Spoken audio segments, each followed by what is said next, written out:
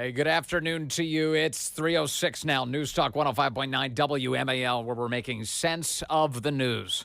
How's the election going? We'll get an assessment coming up with Ned Ryan from American Majority, get a reaction to that big Fox News interview last night that Kamala Harris sat down for and did horribly and unbelievably bad for her.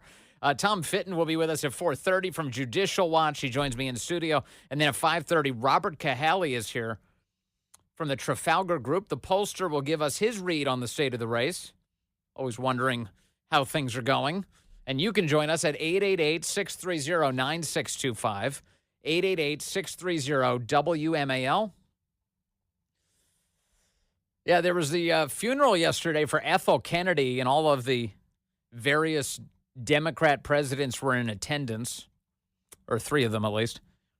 It was Biden, Clinton, Obama, and sitting some distance away from Biden was Nancy Pelosi. Apparently, the two of them have not spoken to one another since the coup, and it seems like for good reason. Biden's bitter about it. He hates how it all went down. He has no interest in speaking to Nancy Pelosi, that Brutus. Why would she do that to me? So they haven't talked, but Biden did have a chit-chat with Obama on camera, and I guess they weren't thinking this through clearly enough, because they're really high-quality cameras that were there. There were television cameras capturing their interactions, zoomed up on them. Now, there were no microphones that were close enough so you could hear their voices, but it got the internet talking yesterday like crazy. What are they saying to one another? Because in it, Obama, first of all, looks as condescending as ever. He looks at Biden like, settle down, son. He doesn't even care that he's president of the United States. No respect for the office. He's like, okay, yeah, sure. He's got his arms folded. Okay, whatever. And Biden's like staring at him with, saucers for eyes. Like, oh, what do you think's going on? Like Biden's still asking for advice. It's awful. It's really sad. And the New York Post did the work that everybody else was saying that somebody should do. The chatter online was, we need a lip reader. Somebody needs to do this. And then there were some parody lip reading videos that started coming out. Those were hilarious. I was cracking up.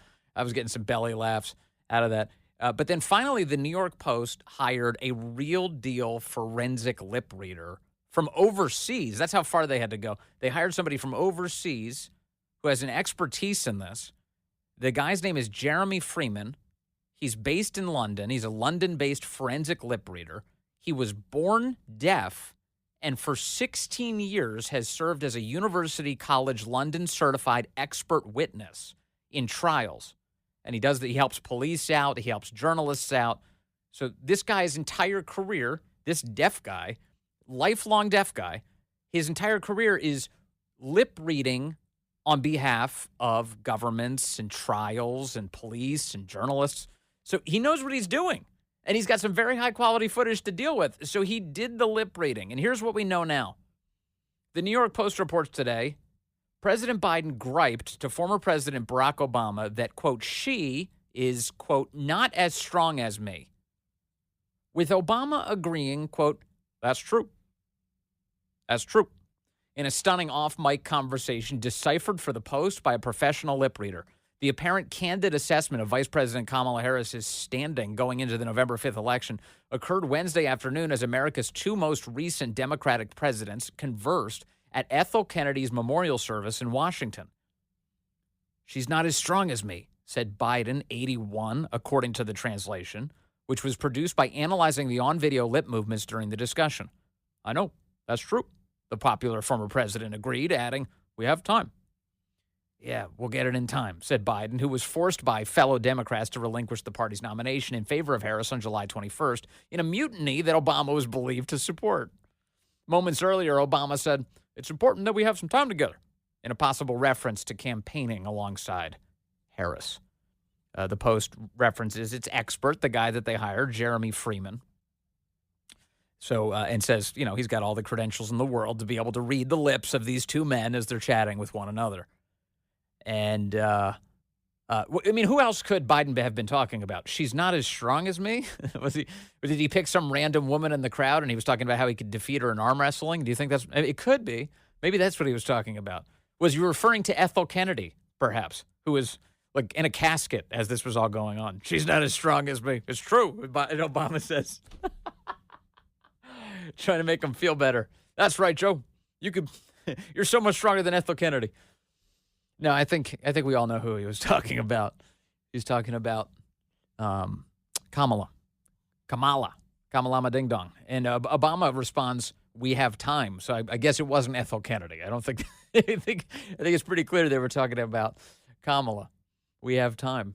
A White House spokesman by the name of Andrew Bates responded to a request for comment from the New York Post and said the following, quote, "A lip-reading expert?"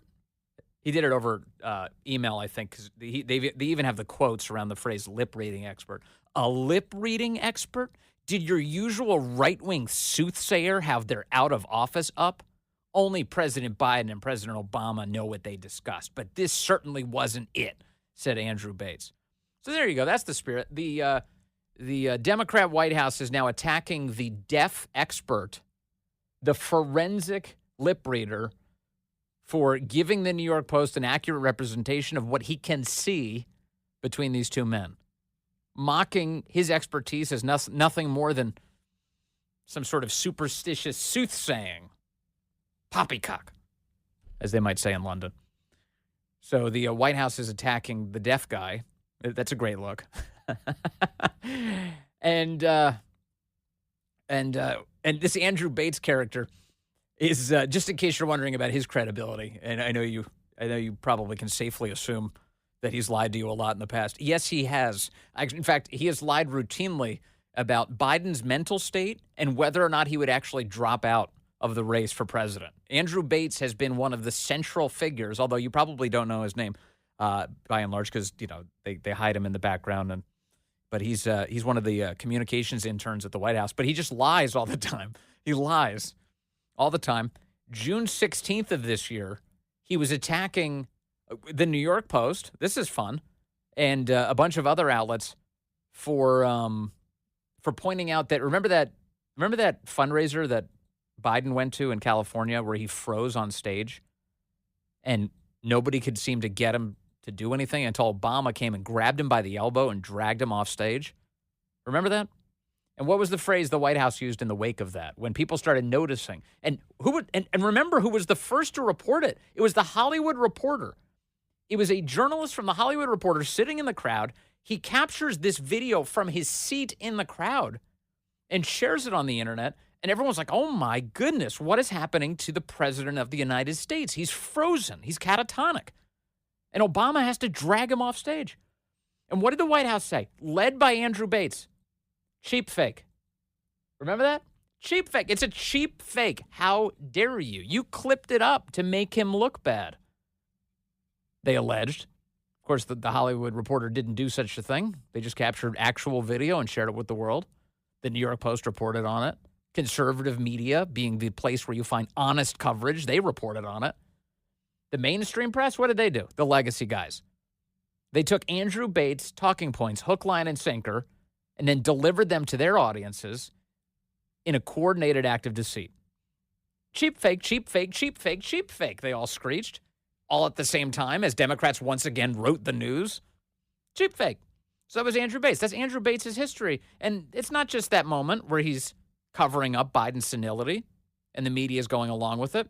Andrew Bates also claimed that it was false that Joe Biden was going to drop out in July. In July. In the same month. There were reports coming out that Biden was going to drop. And Bates was tweeting his little heart out. This claim is absolutely false, he said. How do we know this? Mr. Bates, did you check with anybody at the White House? Did you consult with Joe Biden? Did you just make it up? Did you just reflexively lie because that's what you do for a living? Ding, ding, ding. So here he is attacking the deaf guy who reads Biden's lips, who reads Obama's lips, who says, yeah, they were talking about how weak Kamala is. And the White House decided, let's attack the deaf guy. It's a joke. He's fake. He's a phony. There you go. Okay, let's go to the Bret Baier interview. That's where I want to go next, which Bret delivered in every way you could possibly desire. Bret did a great job with this interview. He did a great job with this interview, given the limitations that were imposed. They had said things like, "Oh, we're going to make it half an hour," and then they took forever to get her in the room. She wasn't even there on time. Now, think about the environment here, and it's starting to make a little bit more sense. I said yesterday, one of the reasons why they would want to pre-record this is so that they had time to spin you an hour later because, they're a little slow on the uptake, so they wanted some time to process all of this. But it's beginning to look like now that one of the additional things that they were attempting was they knew that Bret, that is the host of Special Report, had a hard out at 6 o'clock. He had to host his own show starting at 6. And that means the later they were to the interview in the 5 o'clock hour, the less time Bret would have to make the interview go longer. They were intentionally trying to condense the amount of time that she would be there. And so this was just a series of stunts. So they tell Bret, hey, we're going to give you half an hour. And then they shorten the interview, even before she gets there. And then she shows up late. This is Bret describing after the interview all of the garbage the Kamala campaign threw in his way to try and make this the least effective possible interview. So we were supposed to start at 5 p.m. This was the time they gave us. Originally, we were going to do 25 or 30 minutes. They came in and said, well, maybe 20. So it was already getting whittled down. And then the vice president showed up about 5:15. We were pushing the envelope to be able to turn it around for the top of the 6 o'clock. So that's how it started. And I could tell when we started talking that she was going to be tough to redirect without me trying to interrupt. I did this with President Obama. At one point, I just said, Mr. President, I know you like the filibuster. I just didn't even have the chance to sometimes redirect in those ways. I had a lot of other questions. Because she kept rambling. Also, at the end of the interview, the Kamala, in case you're looking, right now, there's people are acting like this is a Rorschach test. In other words, like your politics will inform how you think the interview went, right? So if you watched it and you're a Trump supporter, you think, well, Bret did a great job. He cornered her. He played a lot of great clips. He did a really good job just emphasizing for the audience what her awful record is. And that is, let's just be honest, that's objectively true. And then if you're the left, you're like, oh, Kamala really stuck it to Bret Baier, and she was able to survive in the fox's den, and she spoke truth to an audience that never hears it. You should hear the garbage the left has been advancing since yesterday. It's insanity. But if you're looking for evidence of how the interview actually went in the eyes of Kamala's campaign, look no further than they had 4 of their interns all throwing the towel at the same time. They were all, get her out of there, get her, throw in the damn towel. Here's Bret. Madam Vice President, they're wrapping me very hard here. I hope you got to say what you wanted to say about Donald Trump. There are a lot of things There's more to say. I have much more to say, there are a lot of things that people want to learn about you and your policies. That's a dig at her. So Bret is saying at the conclusion of this interview, you spent a whole bunch of time talking about Trump and a whole no time talking about you. And this is about whether or not you are fit to be president of the United States. You spent the whole time attacking Trump. You wasted everybody's time. That's the Bret Baier version of saying that. You wasted everybody's time attacking your opponent. And so what I'm going to do is I'm going to first of all help you navigate the roadways here in a moment. And when we come back from that, I want to play some of these clips. So go through them and show you how Bret was able to basically make the most effective use of his time with her. I thought the playing of some of these video clips was devastating, absolutely devastating to her. And if we can get to it, I'll get to some of that loony left-wing reaction to all of this. Oh, she did amazing. Woohoo. Brat Summer. So joyful, 320. Voters tell pollsters all over the country and here in Pennsylvania that immigration is one of the key issues that they're looking at this election, and specifically the influx of illegal immigrants from more than 150 countries. How many illegal immigrants would you estimate your administration has released into the country over the last 3.5 years? Well, I'm glad you raised the issue of immigration because I agree with you. It is a topic of discussion that people want to rightly have. Just going to blow past the question. And you know what I'm going to talk about. Yeah, but right just a number. Do you think it's 1 million, 3 million? Bret, let's just get to the point. Yeah, the point is the number.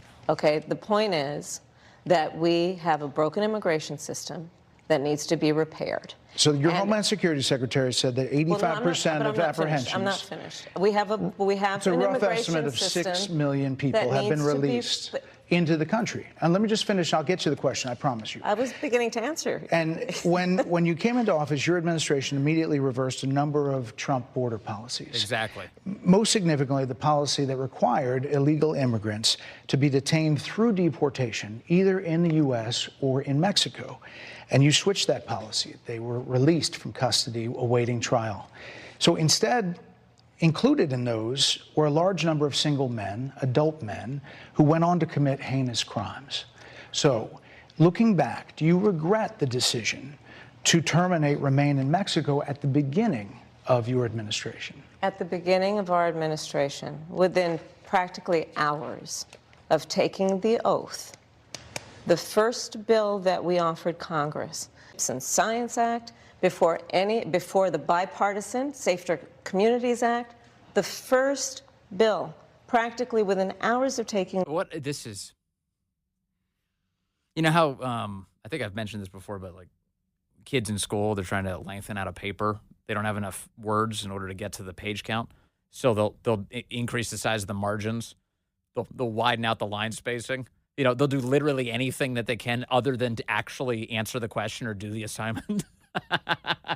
Kamala Harris was a bill to fix our immigration system. Yes, ma'am. It was called the U.S. Citizenship Act of 2021. Exactly. It's an amnesty bill. It was essentially a pathway to citizenship for the. Yes, ma'am. May I finish responding, please? Please, because the whole half hour is going to disappear with you saying mindless nonsense. Bret correctly pointed out that bill would create a pathway to citizenship. That's the long version of the word amnesty. It was an amnesty bill. It wasn't meant to fix the border problem. You were in the middle of creating one. And they want credit for introducing a bill that made things worse. All right, hang with us because I want to break down even more of what broke down for Kamala yesterday as she faced Bret Baier on the Fox News channel. So fun. Hey, good afternoon to you. It's 3:35 here, News Talk 105.9 WMAL, where we're making sense of the news. Coming up on the program, Ned Ryan talks to us about Kamala's disastrous Fox interview at 4 o'clock. At 4:30, Tom Fitton joins us from Judicial Watch. And then at 5:30, Robert Cahaly, chief pollster for the Trafalgar Group, is here with the current state of the race.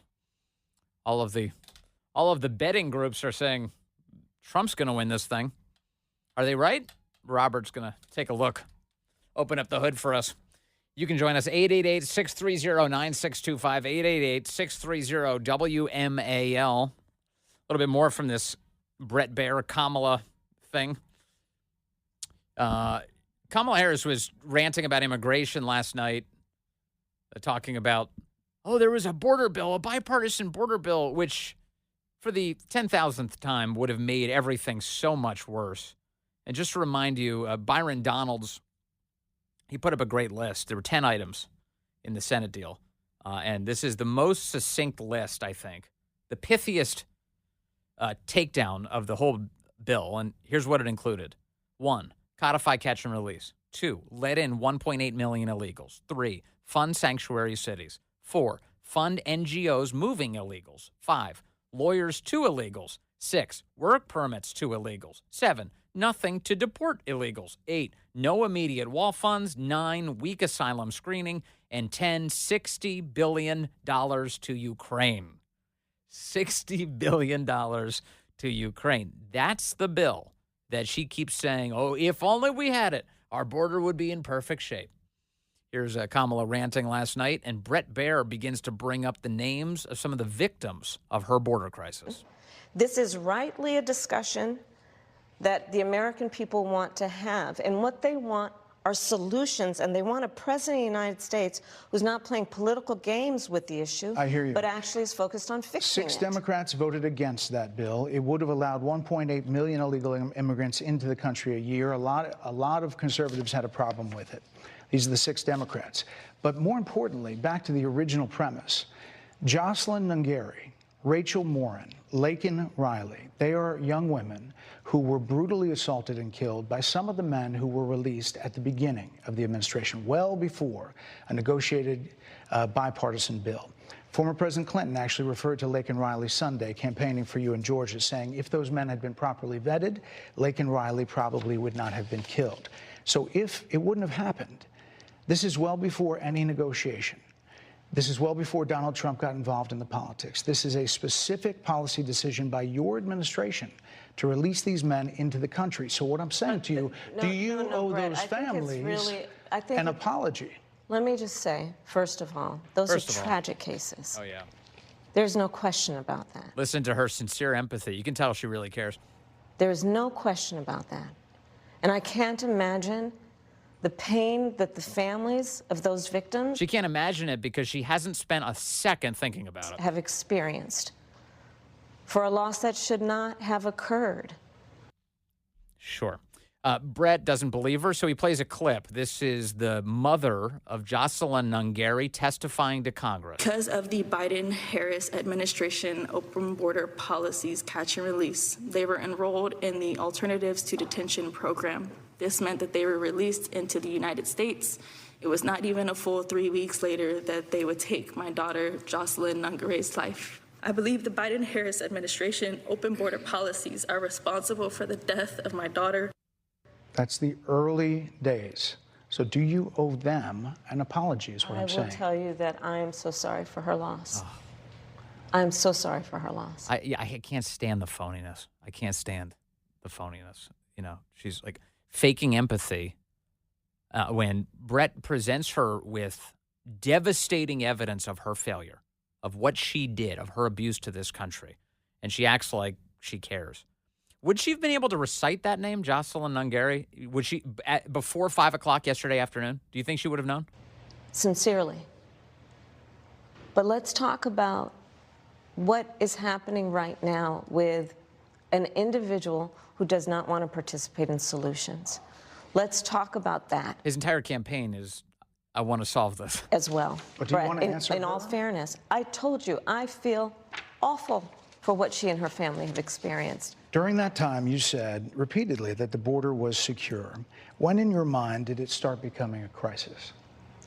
I think we've had a broken immigration system transcending, by the way, Donald Trump's administration. Even so it wasn't secure before. Let's all be honest about that. I have no pride in saying that this is a perfect immigration system. I've been clear, I think we all are, that it needs to be fixed. The uptalk is really the giveaway, isn't it? The uptalk is when you know that she's in a place where she feels like she can barely keep her head above water. We need more. I was just down at the border talking with border agents, and they will tell you, and I'm sure you probably, I know you investigate and you are a serious journalist. They will tell you, we need more judges. We need to process those cases faster. We need the support for those cases that should be prosecuted. They need more resources, and Congress ultimately is the only place that's going to get fixed, Bret. Well, that's how this system works. That's the premise of this question. There were 90-plus executive orders that were rescinded in the first days.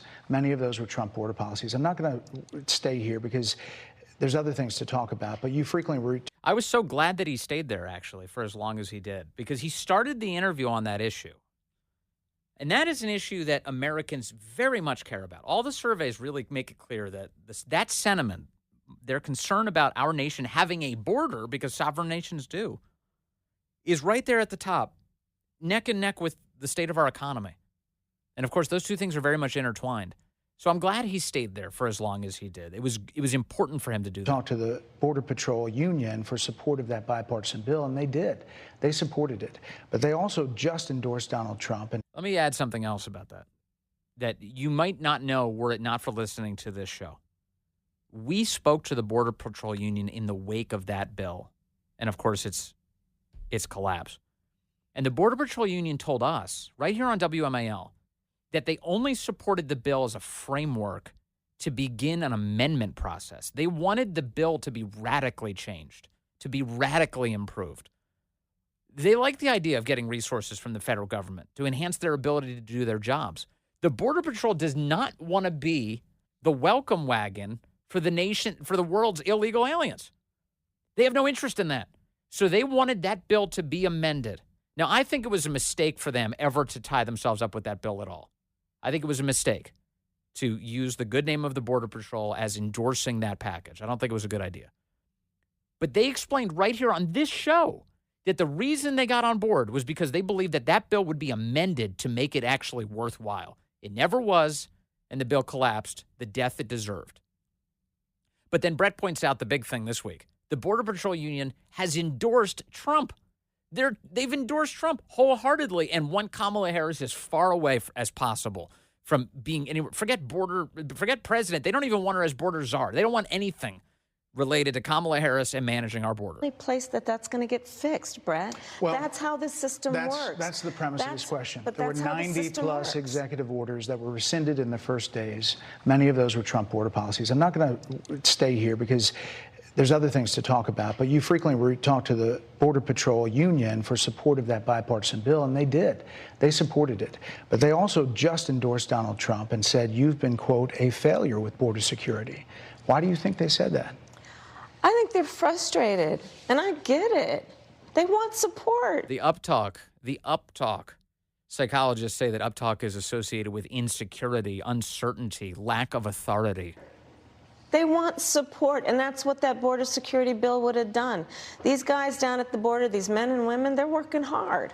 They're working around the clock. I get it. They say you are the worst. Why do they say that? Because they just need support. Yeah. All right, let me go to sex changes for prisoners.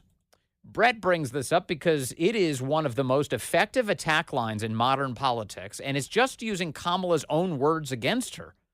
The Trump campaign got a hold of a video that Kamala was willingly a part of not too long ago where she sat down and she said that she's for taking taxpayer dollars and then doing genital alterations on inmates in the United States. Cosmetic, so-called sex changes. This is what she wants to do. Now, nobody's for this.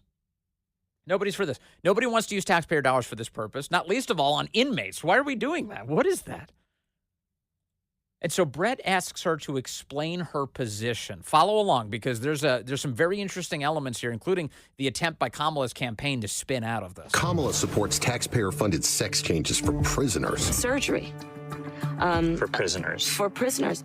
Every transgender inmate in the prison system would have access. So are you still in support of using taxpayer dollars to help prison inmates or detained illegal aliens to transition to another gender? I will follow the law, and it's a law that Donald Trump actually followed. Let me begin with where she starts. I will follow the law is a way for her not to say the words, yes, I support taxpayer dollars for sex changes. But what she is saying is, yes, I support taxpayer dollars for sex changes. She's asserting, she said, this is the law. This is the law, she says.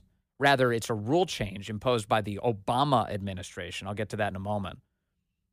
But she says, I will follow the law. She is hiding. She's trying to conceal from the viewer that her real view continues to be, yes, taxpayers should be forced to mutilate the genitals of inmates. Illegal aliens to transition to another gender. I will follow the law, and it's a law that Donald Trump actually followed. You're probably familiar with, now it's a public report, that under Donald Trump's administration, these surgeries were available on a medical necessity basis to people in the federal prison system. And I think, frankly, that ad from the Trump campaign is a little bit of like throwing, stones when you're living in a glass house. The Trump aides say that he never advocated for that prison policy and no gender transition surgeries you know what, you got to take responsible for what happened in your administration. Yeah, no surgeries happened in his presidency. It's in black and white. Would you still advocate for using taxpayer dollars for gender reassignment surgeries? I will follow the law. Okay. Now, Bret successfully fact-checked her right in the middle of her false allegation. She lied about what was happening. Now, she was relying on a New York Times attempt at assisting her to spin out of this crisis yesterday. Yesterday, the New York Times put up a report just in advance of this Bret Baier conversation with the headline, under Trump, U.S. prisons offered gender-affirming care.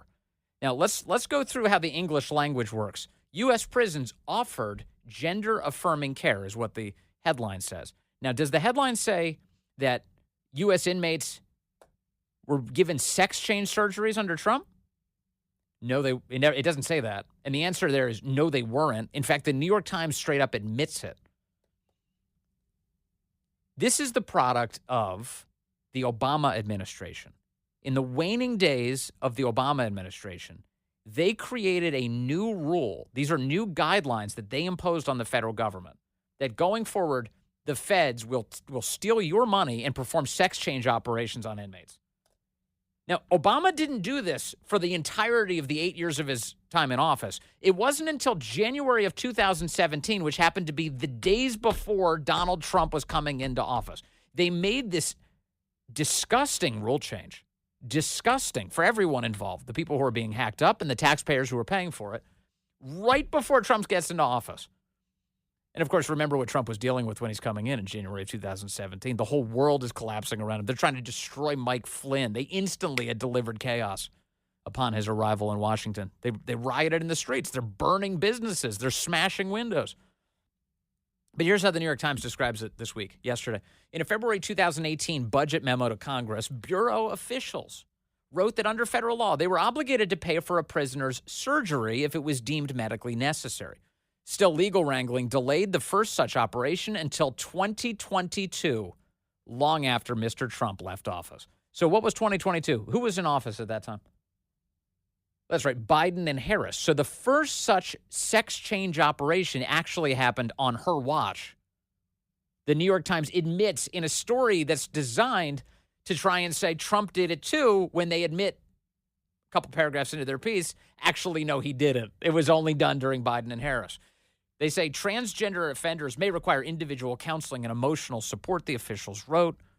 And they go on and on here about this. They say the statement in part reflected guidelines that officials in the Obama administration released shortly before they left office in January of 2017, which were geared at ensuring, quote, transgender inmates can access programs and services that meet their needs. The Times continues here and says the most significant change that the Trump administration made to the treatment guidelines after it took over was the addition of the word necessary, which created a higher but not insurmountable barrier to federally funded surgeries. Okay, so what does the New York Times tell us? That the Trump administration worked to stop these surgeries. They added the word necessary because, guess what? It's not necessary to hack somebody's genitals up. In fact, that's the definition of unnecessary. Brian Hughes, a senior advisor to the Trump campaign, told the New York Times in an email, quote, Kamala Harris has forcefully advocated for transgender inmates to be able to get transition surgeries. President Trump never has. Never has. The Trump administration did not consider the issue a central policy priority at the Bureau, which was in the middle of a push to enact sentencing reforms. That process caused rifts with Justice Department leaders, prompting the Bureau's director to leave in 2018. They go on to say that transgender inmates are very vulnerable in the prison population. And they also say this. Mr. Trump's conservative appointees at the Bureau did take some significant steps to reverse other policies related to transgender inmates. Most notably, they rewrote the Bureau's procedural manual to remove a provision that would have assigned housing on the basis of a person's gender identity rather than assigned sex at birth. What all of those words mean? Trump refused to allow men to be housed with women. That's what that means. So this New York Times piece, which was put out with a headline that's designed to make Trump look like he's just as radical as she is, in fact shows that he's a decent person working to protect women. So the story, rather than the headline they put up, under Trump, U.S. prisons offer gender-affirming care. The story is actually Obama okayed trans surgeries in prisons. Trump didn't do any of them. In fact, he banned men from women's prisons, and Biden and Harris reversed it all and started mutilating inmates. That's the actual story. And the New York Times put a really boring, politically charged headline on what is really a great story. about. You've been vice president for 3.5 years. So what are you turning the page from? Yeah, what the hell are you turning the page from? Because if it's you, then sign me up, baby. I'd like to turn that page. I'd like to slam that page, rip it out, light it on fire, never see it again. Stay with us. Ned Ryan's going to break down what broke down for Kamala last night in just a moment. Looking forward to that, and we'll get his take on the election broadly.